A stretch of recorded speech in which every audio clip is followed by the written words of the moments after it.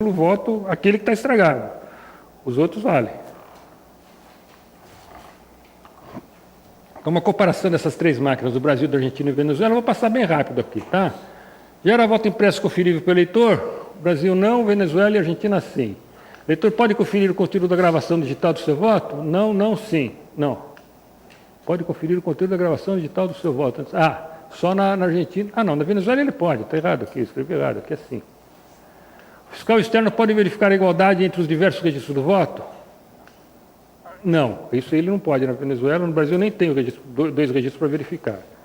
O fiscal externo pode acompanhar e verificar a contagem dos votos de cada sessão eleitoral? Sim, na contagem manual ele acompanha. Na Venezuela e na Argentina é automático. Automaticamente todos os votos são contados na frente do fiscal. No Brasil não tem como conferir isso daí. Brasil, garantia contra a violação do voto causada por erro não detectado no software. Vamos falar que o software da máquina sofreu alguma modificação, ou intencional, ou sei lá o quê, sei lá, puseram um keylogger nele que lê os teclados, as teclas digitadas no terminal do mesário, as teclas digitadas pelo eleitor e grava num canto do disco ali. E você estabelece então uma relação entre as teclas digitadas e o voto, e você consegue saber quem votou em quem. É claro que o software da UTSE não tem isso, tá? Mas se houver uma modificação do software que nós fiscais não conseguimos detectar, uma violação desse tipo que não foi detectada no software pode provocar uma violação sistemática do voto. Garantia contra a violação do voto causada por reordenação de arquivos de votos. Aqui quem vai falar sobre isso é o professor Diego, que vai falar sobre como ele conseguiu pegar o arquivo do registro digital de votos da urna brasileira e reordenar e obter a sequência de votação correta. Ou seja, é um tipo de ataque que é possível nesses dois casos. Aliás, o da Venezuela é pior ainda. Na Venezuela, eles gravam o voto sem ser embaralhado, eles gravam o registro de votos em ordem de votos. Tá? Então, pior ainda. E já na urna argentina não tem isso, porque os votos não são gravados num arquivo, são gravados cada um em cada célula, a célula é jogada dentro da urna e lá está embaralhado, você não consegue desembaralhar aquilo por software.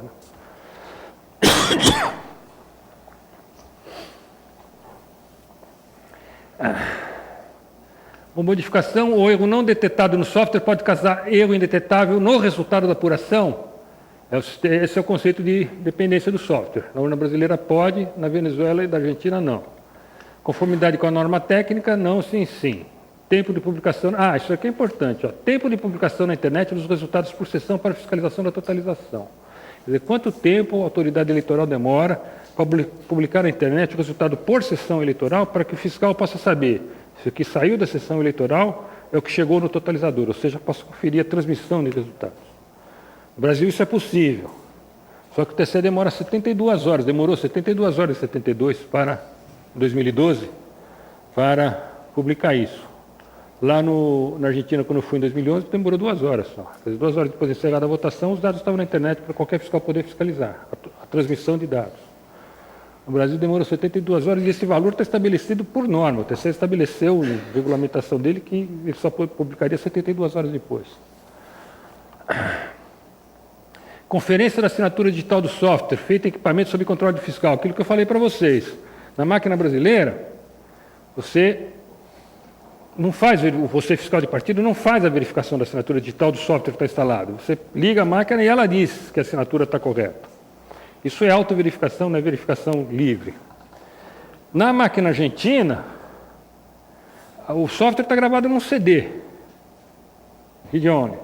A qualquer momento, mesmo durante a votação, é possível você tirar o CD da máquina, põe no laptop do fiscal, o fiscal já sabe qual software tem que estar lá gravado, e faz a verificação da assinatura digital daquele software gravado no CD e põe de volta na máquina. Não tem problema nenhum. Não tem como o fiscal adulterar o software durante a verificação da assinatura. No Brasil, se o TSE permitisse que eu pegasse, como sugeriu a Unicamp fez um estudo das urnas em 2002 e sugeriu que precisava de mais transparência, precisava deixar que os fiscais pegassem a memória interna da urna, chama flash interno, e dava para os partidos poderem verificar isso durante a fase de preparação das urnas. Verificar se a assinatura digital lá estava correta. O TSE não permitiu isso, por quê? Se ele me dá o flash, depois que carregou a urna, me dá o flash interno, ao fazer a verificação digital, eu posso adulterar o software que está lá. Então, a memória é regravável. Já no caso da Argentina, a memória em tal software é não regravável. Soluções simples de diferença entre papel e registro digital do voto. Não, não, sim. Quer dizer, no Brasil não é nem não tem, né? E direito do eleitor refutar o voto impresso, só na Argentina é possível. Distribuição matricial, aquilo que eu te falei, né? Que você pode, numa sessão eleitoral, escolher um monte de máquina. Só na Argentina também que é possível. O eleitor pode escolher a ordem dos cargos a votar. Isso é interessante, né? Essa obrigatoriedade que nós temos aqui no Brasil de votar num cargo. E depois que você votou num cargo, você não pode votar para trás, você não pode votar e corrigir. A flexibilidade na Venezuela e na Argentina é muito maior. A adaptação para plebiscitos e outras consultas. Quer dizer, como essas duas máquinas aqui são touchscreen, você pode criar uma tecla, né? Sim, não, para responder uma pergunta, por exemplo. No Brasil, a urna não tem tecla sim e não. Então, no plebiscito que houve agora no Pará, em 2009, se não me engano, o eleitor tinha que digitar 55 para digitar não, 66 para digitar sim, um negócio assim, que não é nada amigável, né? Preparação simplificada, sem introdução de dados diferentes para cada sessão máquina. No Brasil, você tem que preparar uma máquina para cada sessão específica. Depois de preparada, aquela máquina só vai para aquela sessão. Na Argentina, não. A máquina vai para... A preparação, na verdade, é muito mais rápida, né? Você só limpa ela, vê se está tudo em ordem, liga ela para ver se está funcionando e já está preparada a máquina. Você não precisa pôr um software dentro dela. A troca de equipamento defeituoso, necessidade de recuperação de dados. No sistema argentino é muito rápido, você não precisa recuperar dado nenhum. Bom, como é que está, pessoal? Professor Garrizo? Posso continuar mais 15 minutos? Sim. Aquele pessoal da mesa redonda cede a nosso tempo. Mais 15 minutos só, acho que talvez até menos. Vou falar um comentário só que eu tinha feito para a gente antes, que o direito de refutar o voto impresso na Argentina, o eleitor pode rasgar o voto. Isso. No caso da Argentina, a refutação se dá da seguinte forma: o eleitor vai naquela máquina, leva a cédula, pôs, votou, escolheu tudo o que queria, ficou satisfeito, confirmou. Ela imprimiu o voto e gravou no chip. O eleitor pegou aquilo lá e falou, não era isso que eu queria. Ele rasga a cédula, vai no mesário e falou, rasguei, não votei, me dá outra. O mesário dá outra, ele vai lá e vota de novo. Tá? Ele refuta o registro digital e impresso do voto. Fala, não, isso eu não quero, eu quero votar de novo. Claro, se o cara começar a abusar, vão deixar ele fazer isso sem parar. Né? Biometria nas eleições brasileiras. Bom, qual é o objetivo? Eu vou falar aqui sem maquiagem, porque é sem a beleza que o pessoal diz que tem o sistema biométrico. Qual é o objetivo de instalar biometria numa máquina de votar? Impedir que outras pessoas possam votar no lugar do eleitor verdadeiro. O eleitor vai votar, alguém já votou por ele, ou o eleitor faltou, alguém votou no lugar dele. É para isso que a ideia de usar a biometria é para isso. O objetivo é impedir que alguém vote no lugar de outro. Características do sistema biométrico no Brasil. Tá? Na Venezuela existe biometria também no sistema eleitoral, mas é bem diferente daqui. Do sistema brasileiro. São capturadas impressões digitais de 10 dedos, mas nas urnas são usadas apenas 2. Ou seja, você vai na urna, você põe o dedo indicador, se ele reconhecer, você vota, se ele não reconhecer, você põe outro dedo indicador, se ele não reconhecer, o mesário digita uma senha, libera e você vota. A máquina tem de cada eleitor a impressão de 2 dedos. Depois vocês pensem e me mandem por e-mail a resposta da seguinte pergunta: por que o TSE captura a impressão dos 10 dedos se ele só usa 2? Também é capturada a foto do eleitor em alta definição. Mas no novo título eleitor que o eleitor recebe, ao se fazer o recadastramento biométrico, é batida uma foto em alta definição, aquelas fotos que permite reconhecimento de face, a distância, né, e automática por computador, tudo. É capturada essa foto. Só que essa foto não é colocada no título. O eleitor recebe um novo título, dizendo que ele já está recadastrado, mas no título não tem a foto. E por isso, a Justiça Eleitoral não aceita esse título para o eleitor usar como identificação na hora de votar. Ele tem que levar a carteira de identidade que tem a foto. Então, segunda pergunta, vocês têm que tentar me responder depois por e-mail. Por que o TSE captura a foto de alta definição e não usa? Identificação de eleitor só pode ser iniciada quando o eleitor anterior finalizou seu voto. Pelo sistema concebido pelo sistema brasileiro, Enquanto o eleitor está votando, o outro não pode nem ser identificado. O seguinte, então, quando ele acabar de votar, faz aquele barulhinho plilililim que vocês conhecem, encerrou a votação, aí começa a identificação do eleitor seguinte. O processo de identificação biométrica é lento. No primeiro teste, em 2008, eram testados 10 dedos. O TSE capturava os 10 dedos e põe os 10 dedos na urna. Aí o eleitor põe o primeiro dedo, tentava, dava errado. Tentava 3 vezes para cada dedo, errou. Tenta 3 dedos, tentava 3 dedos, 3 vezes para cada 10 dedos. E demorava 6 minutos, que eu cronometrei. Fui acompanhar a eleição lá em Santa Catarina. Demorou 6 minutos para identificar, dizer que uma eleitora não estava com a assinatura legítima. Esses 6 minutos para identificar um eleitor atrasa a fila toda, porque ninguém pode fazer nada enquanto estiver identificando aquele eleitor. E só depois que ele vai votar, só quando ele acabar de votar, é que o seguinte pode começar a ser identificado. Na Venezuela é diferente. Na Venezuela, enquanto o eleitor está votando, a máquina de identificar a biometria é separada, não é conectada na urna, ele vai se identificando em outras máquinas. Tem uma opção de máquinas fora da sessão eleitoral para ele se identificar. Ele recebe uma senha de que foi identificado e vai na sessão votar. E, segundo o TSE, isso em 2006, em 2008, 2010, a expectativa de falso negativo era 1%. O que é falso negativo? Quando o eleitor é legítimo, é verdadeiro, é ele mesmo, ele põe o dedo lá e o sistema não permite ele votar. Diz que ele não é eleitor, não reconhece a impressão digital. Nesse caso do falso negativo, você não pode impedir que o eleitor vote, deixe de votar. Fala, não, você não pode votar porque o meu sistema não funcionou. Tem que ser reconhecido se ele é o eleitor legítimo ou não. Se for, tem que ser permitido que ele vote.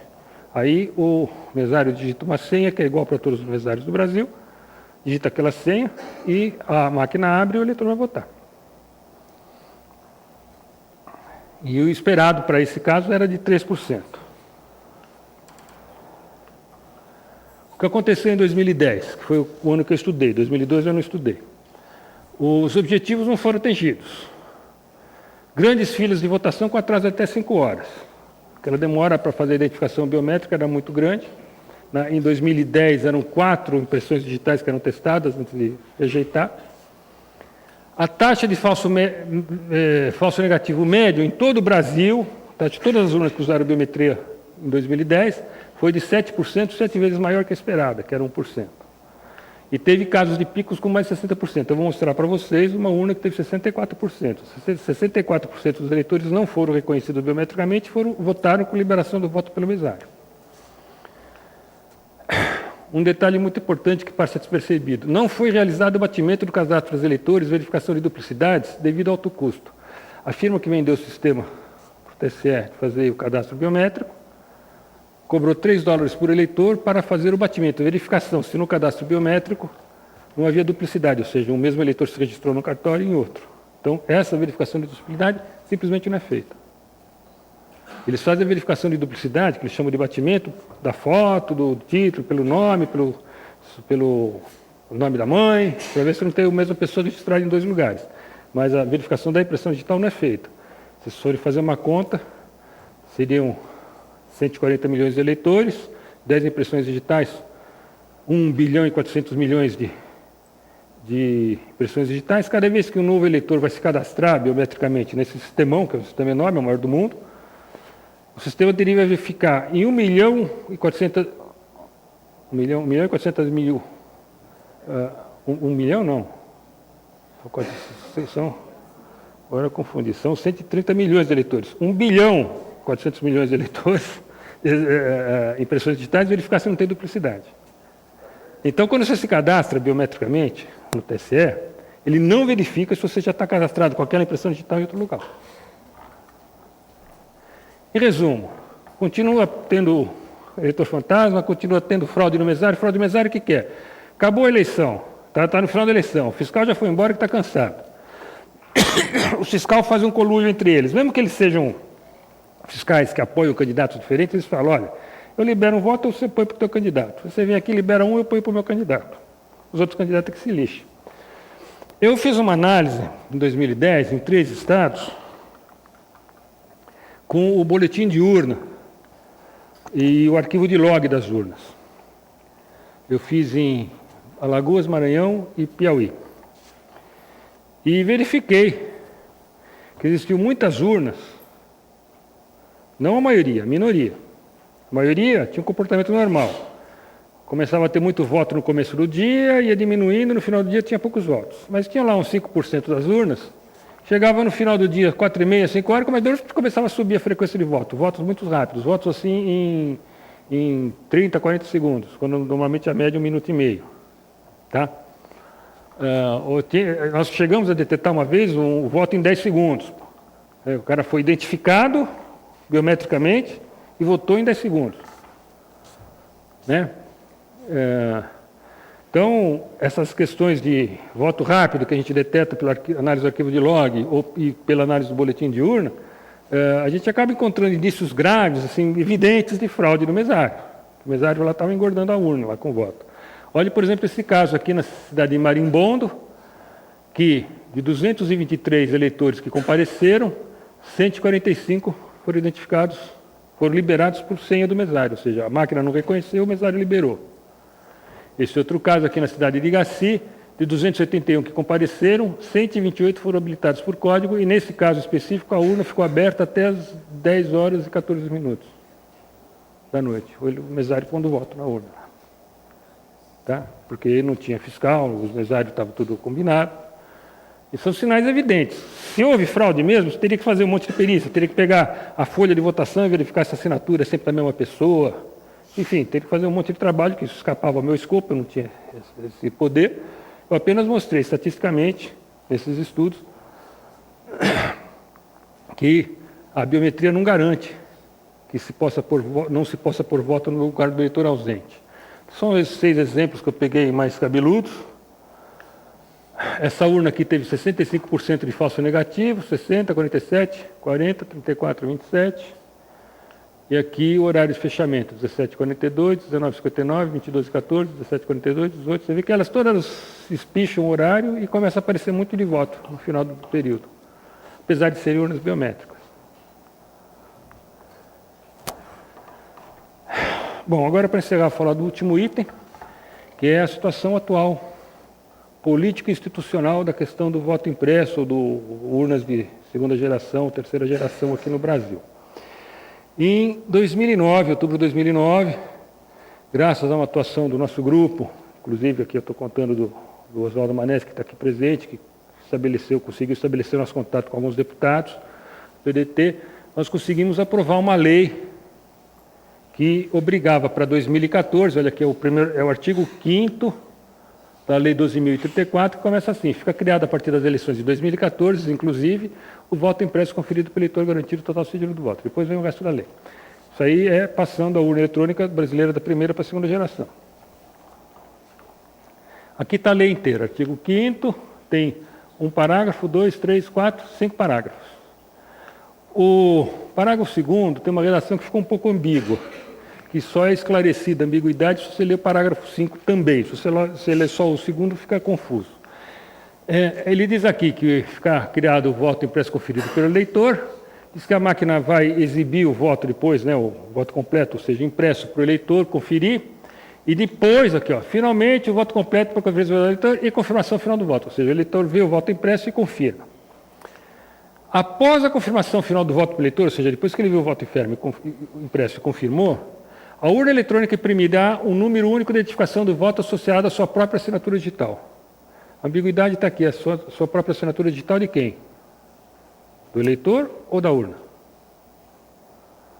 Se for a assinatura digital do eleitor, você está violando o sigilo do voto, está pondo a assinatura do eleitor impressa no voto. Se for a assinatura digital da urna, você está dando ao voto impresso a garantia que aquele voto saiu daquela urna. Nenhuma outra máquina poderia imprimir um voto com aquela assinatura. Tá? Então, se for a assinatura da urna, você dá um nível de segurança maior para evitar que você ponha votos falsos impressos dentro da sacola. Se for a assinatura do eleitor, você está violando descaradamente o sigilo do voto. Bom, você lê o artigo 5º, você percebe que o que quer dizer esse artigo 2º.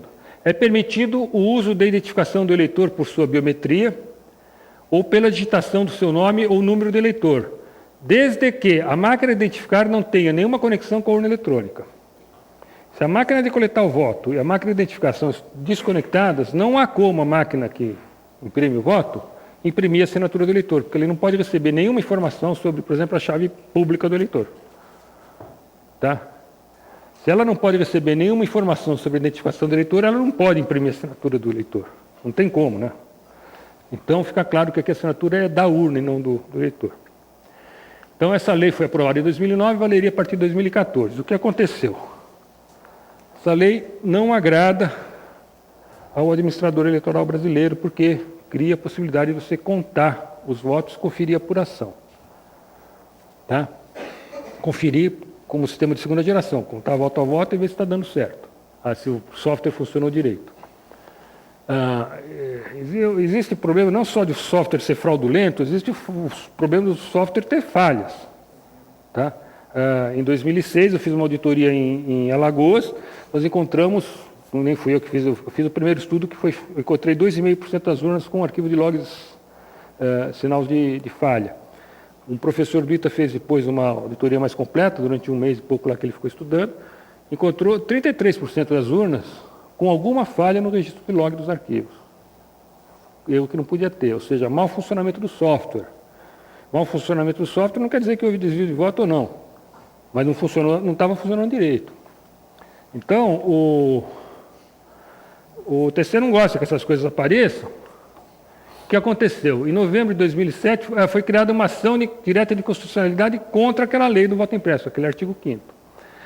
Como que aconteceu isso? O TCE, o presidente do TCE então era o Lewandowski, criou um vídeo, fez um vídeo lá em que o eleitor votava na urna com voto impresso e aquele número que era para ser impresso, com assinatura digital, associado à assinatura digital, ficava impresso visível para o eleitor podia pegar olhar o voto, olhar e copiar. Ele copiava na palma da mão o número. Enquanto que na lei está escrito que o voto, aquele número é impresso depois que o eleitor confirma, não antes dele confirmar. Ou seja, o voto impresso está lá, o eleitor confirma, imprime, corta e cai fora, o eleitor não vê o que está impresso. Você pode imprimir, por exemplo, em código de barras, esse código. Né? Então o eleitor não vê esse número, mas eles mostravam esse filme aí mostrando que o eleitor viu o voto e com isso ele podia lembrar esse código e depois identificar o voto dele. E dizia que o eleitor, se não tivesse conexão entre a máquina de votar, aquele artigo 5º, se não tivesse a conexão entre a máquina de votar e a máquina de identificar, o eleitor podia votar quantas vezes quisesse. Ele ia chegar lá, votava uma vez, o mesário estava distraído, ele votava outra, votava outra. São duas argumentações absolutamente furadas, não tem nem pé nem cabeça. Existe voto impresso é usado no mundo inteiro, em nenhuma urna no mundo inteiro, em vários países.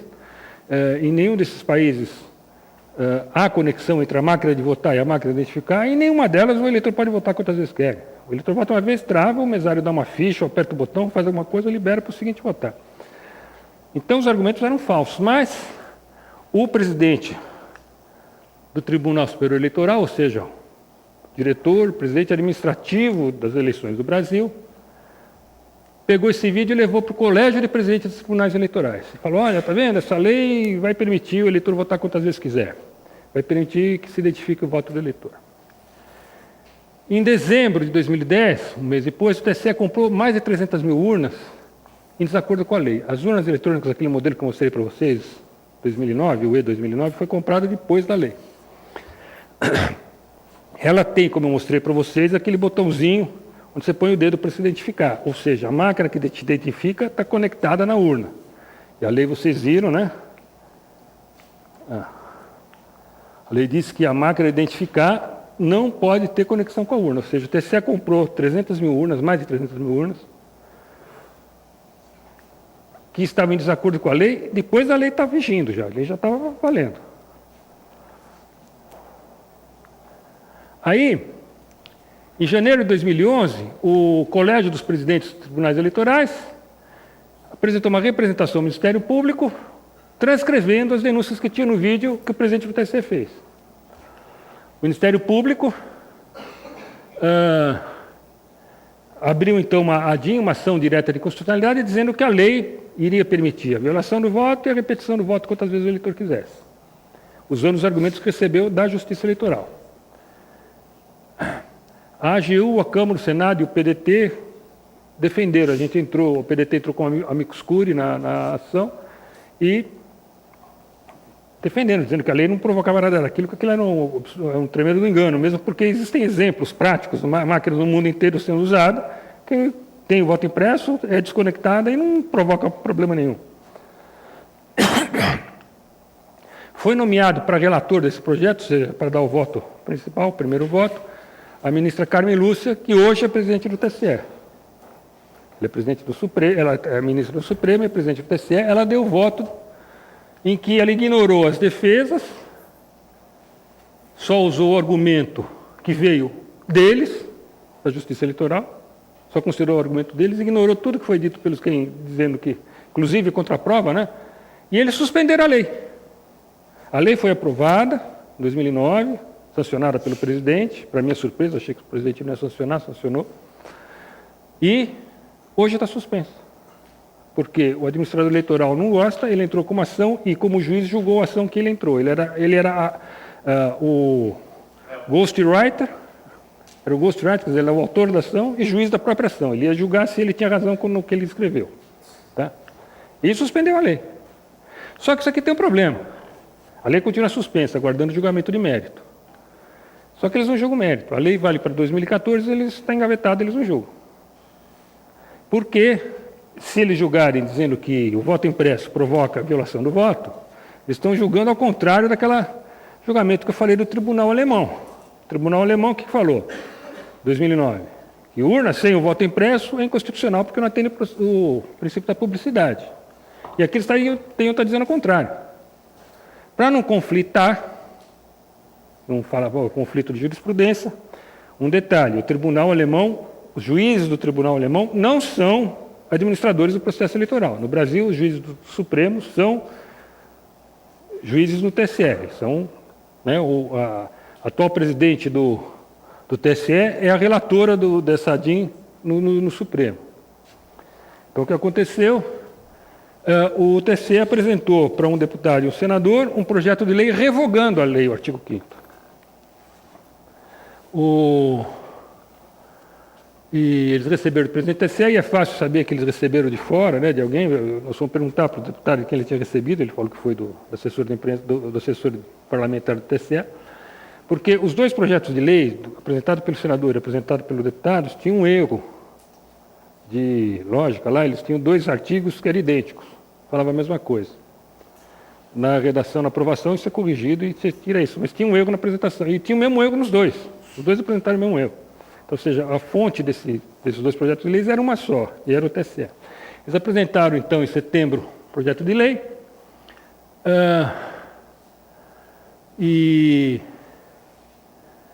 como eu já disse, em outubro de 2011, eles, o presidente do TSE e os demais ministros do TSE e STF, suspenderam provisoriamente a lei e estão aguardando que o Congresso revogue a lei do voto impresso. Se esse projeto de lei for aprovado, a lei do voto impresso vai ser revogada. Houve um parecer contrário desse projeto de lei e está lá aguardando votação. Então, a situação hoje é o seguinte: a lei do voto impresso foi aprovada legalmente em 2004, hoje se encontra suspenso pelo administrador eleitoral que não gostou dela. Oi. Todo mundo que chegou recebeu uma cópia do memorando.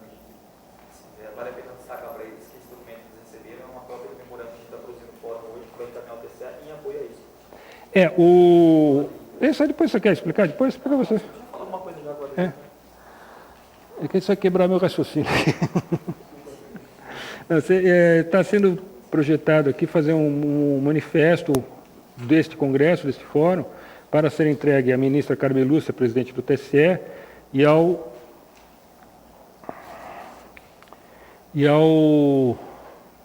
relator na CCJ Câmara, que é o deputado Vieira da Cunha.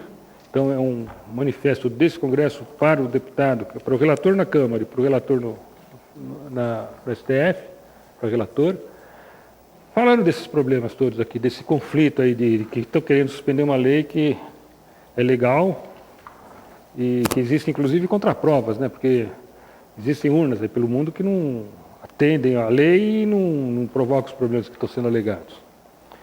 Esse documento vai ser discutido aqui na mesa redonda, todo mundo pode concordar ou discordar, modificar à vontade, tá? Isso é apenas uma proposta. Bom, eu estou já encerrando aqui a minha apresentação. Quero falar, existe um site na internet, chama fototransparente.com.br, que tem lá um projeto de lei de iniciativa popular, um PLIP. Projeto de lei de iniciativa popular, quer dizer, um projeto de lei que o povo assina em apoio e depois que todo mundo coletou as assinaturas, ele aí começa a tramitar. Então, esse projeto de lei ainda não começou a tramitar, ele ainda está na fase de coleta de assinaturas de apoio. É necessário coletar 1,5 milhão de assinaturas de apoio dos eleitores. Atualmente já tem umas 2.000, falta só 1.498.000. O PLIP prevê respeito ao princípio da publicidade, ao princípio da independência do software, ao princípio da inviolabilidade absoluta do voto no sistema eleitoral brasileiro. Não fala de voto impresso, apenas fala que tem que ser atendido os princípios.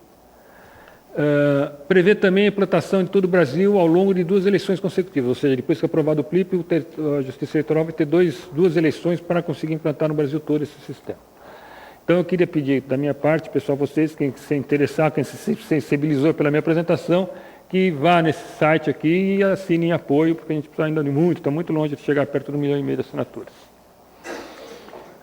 Outros sites que eu recomendo, votoseguro.org, esse site é uma cópia do meu próprio site, tem bastante informação, não é atualizado com muita frequência, mas tem bastante informação válida. Eu recomendo muito esses relatórios do Comitê Multidisciplinar Independente, 1 e 2, o 1 é sobre a urna brasileira, o 2 é sobre a urna argentina, são muito bons, muito completos, feitos por uma equipe, são 10 pessoas, 10 professores, quer dizer, alguns professores, alguns técnicos, considero a qualidade muito boa, recomendo a leitura desses 2 relatórios. Sobre a independência do software, na Wikipédia, por exemplo, vocês podem achar, tem um site lá só sobre o verbete, né, sobre a independência do software. Recomendo o site do professor Pedro Rezende, da docente Pedro Rezende da UNB, foi professor do Diego, ele tem uma seção só sobre urna eletrônica, tem muito artigo lá escrito. Enfim, o final da minha apresentação, vou tirar uma foto minha muito antigamente, vocês veem que eu já fui magro, né? Já fui mais jovem, e isso aqui é antes de 15 anos, tem mais de 15 anos essa foto, mas há 15 anos atrás eu escrevi num congresso de segurança da informática no ITA, quando foi meu primeiro trabalho no nível acadêmico sobre urna eletrônica, eu escrevi o seguinte: é chegada a hora da sociedade civil brasileira debater o voto eletrônico sob pena de deixarmos para nossos filhos um arremedo de democracia, onde a inviolabilidade do voto não é garantida, o eleitor não pode verificar para quem foi dado o seu voto, e não se permite fiscalizar a apuração, como já está ocorrendo agora. Então, eu escrevi isso aqui em 99, e estou repetindo basicamente isso aqui para vocês hoje, 15 anos depois. A minha expectativa é que eu consiga sensibilizar algum de vocês para a importância desse assunto, para vocês trazerem isso para o meio acadêmico, porque eu já estou passando da minha fase, né? Já não estou assim tão jovenzinho, não tenho mais a dinâmica que tinha antes, e gostaria muito de ver crescer no meio acadêmico uma análise correta, atendendo os princípios. Quer dizer, quem que precisa ser defendido? Para quem tem que ser? Aquela pergunta que eu falei lá no começo. A urna eletrônica tem que ser segura para quem? É para o eleitor. Não é ser segura para o programador ter certeza que ninguém vai invadir o sistema e modificar o sistema dele. A segurança é para o eleitor. Tem que bolar um sistema que seja transparente. Tá? Então, eu espero que dessa palestra eu tenha sensibilizado alguém aqui para que vocês possam levar essa bola adiante, comprar a briga daqui para frente, porque eu já estou baixando a minha bola. No final, eu dei uma palestra no ABI, Associação Brasileira de Imprensa, no Rio de Janeiro. A ABI foi muito famosa nos anos 50 quando defendeu a campanha do petróleo é nosso. Se hoje a gente tem a Petrobras descobrindo petróleo aí no pré-sal e gerando dividendos para o país, é porque houve aquela campanha do petróleo é nosso, que envolveu uma grande mobilização contra as 7 irmãs do petróleo internacionais.